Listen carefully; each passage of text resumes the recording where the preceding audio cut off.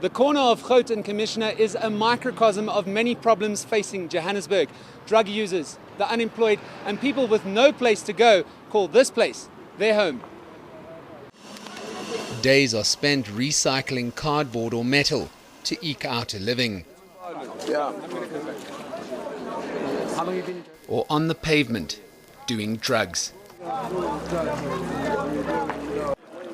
Initially adamant they would not let eNCA film in the area, the corner's residents were convinced with a small donation of bread and pilchards.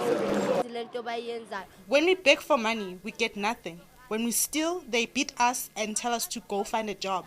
But there is no work. We look everywhere, but there's still no jobs. This place is not good.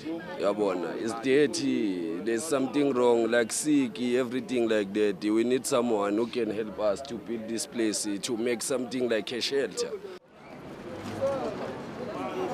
First to visit was EFF Deputy President FLOYD SHIVAMBU. He believes low-cost housing is the solution.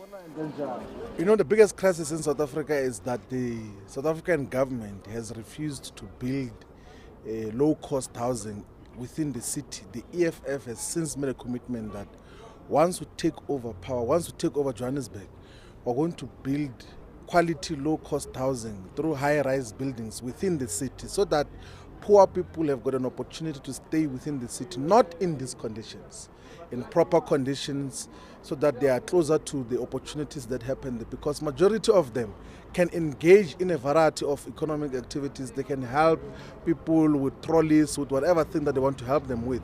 They can actually save themselves from the extreme poverty that exists here. But they can't do anything now because there's no shelter for poor people in the city. Everyone else who has to stay in the city must pay.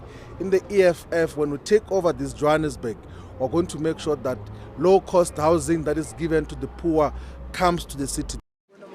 Next up, DA Mayoral candidate for Johannesburg, HERMAN MASHABA. His solution would be to provide work opportunities here. You know, this is actually quite sad. We need people of Johannesburg on the 3rd of August to really make a decision that can bring change to this, so that we can provide employment opportunities to these poor fellow South Africans. And the only way we can provide employment opportunities for them, for us to drive small business development. This country, the city is dependent to a large extent on government being the employer, dependent on big business to be the employer. What are the results? Look at what we're doing to the human rights of our fellow people. When we take over as a government on the 3rd, we're going to be driving small business development, small business, driving them to ensure that our people are given opportunities, small business that is not aligned and associated with us as a political party. We want to run an inclusive economy so that every small business, men and women in this city, are given equal opportunities to drive our economy. And lastly, incumbent Mayor Parks Tau, who is in the running to retain his position. Well, the first thing is that the property is owned privately, and any action that's taken in a building has to be taken is a decision of the private property owner.